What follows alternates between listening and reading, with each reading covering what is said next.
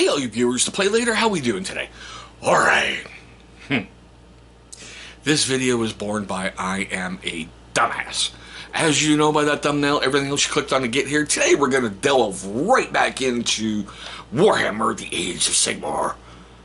Well, Knight-Questor, Larissa Shadowstalker. Okay. Oh, dear God.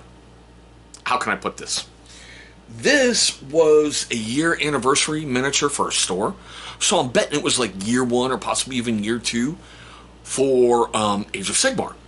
I get that Games Workshop will make character models, they'll hype them up, send them to the stores. You want them. Just like they did like the Golf Rocker or Bayard's Revenge for 40K. I get it. So they did it for Age of Sigmar. Well, she's not in the 3rd edition codex. I wish I'd known that before I purchased her. And the fact that it came at a pretty hefty price for a single miniature. But before we get too much further into that, let's pause for a word about our unofficial sponsor.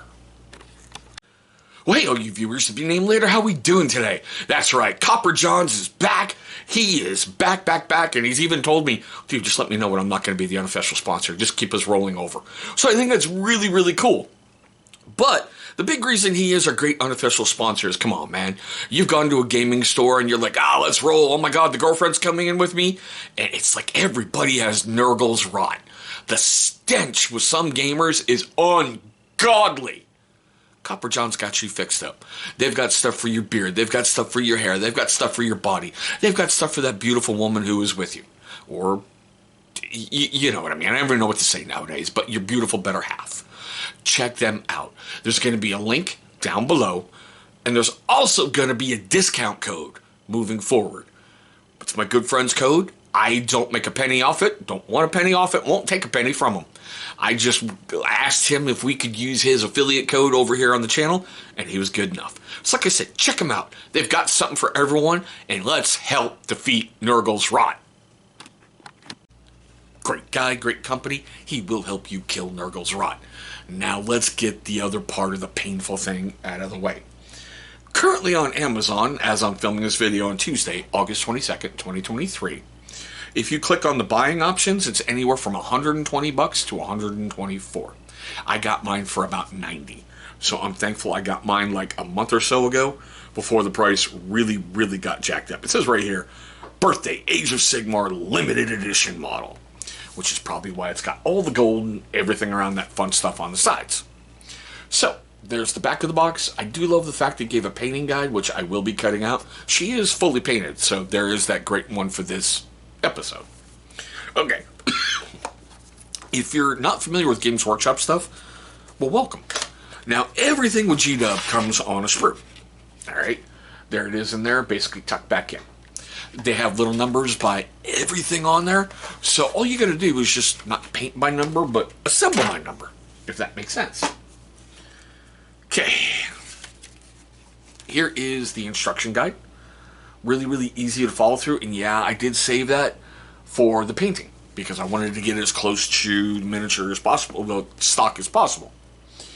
There is your assembly guide. Everywhere you see yellow is where you're going to want to glue.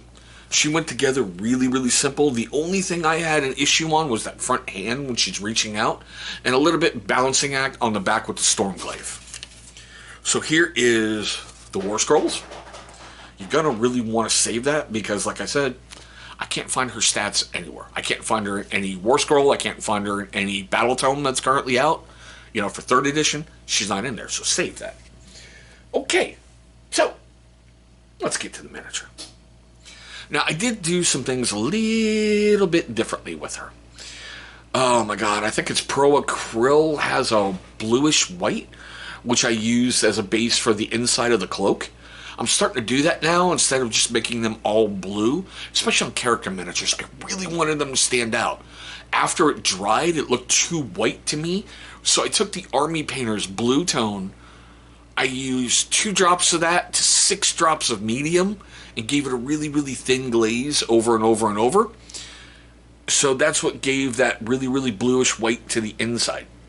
Everything else is just my standard Stormcast stuff. The blues I've been experimenting with a little bit more. adding more depth to it, and adding blue tone at the end. So it kind of, if you can kind of see on the cloak, it kind of helps highlight some different areas.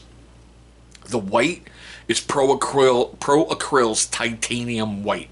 Oh my god, it comes out really great coverage, really smooth application, does what I wanted to do in basically one coat, which impresses the crap out of me for one coat. I know, Duncan. I know if you ever watch this video, sir, you are the lord of two thin coats, but I can do this in one, so I'm good. Everything was just easy to go together.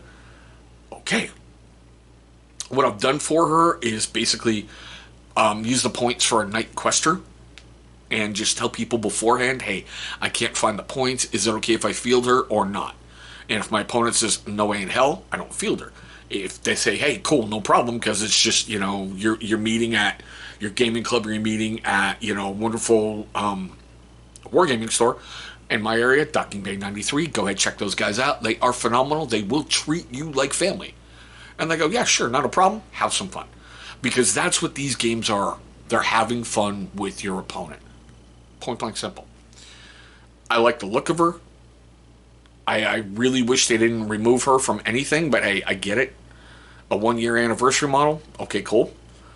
I did stuff a little bit differently with the Warglaive, where I went over it with a known oil, then came back over it with Iron Hand Steel to try to give it like a little bit more of a weathered look to it.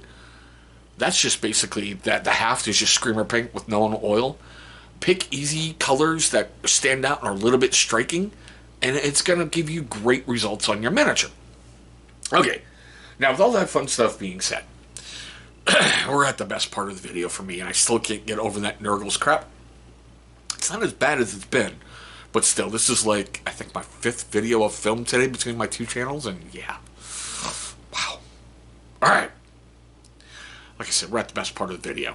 I want to know your questions, comments, love, hatred, anger, all that fun stuff right down below.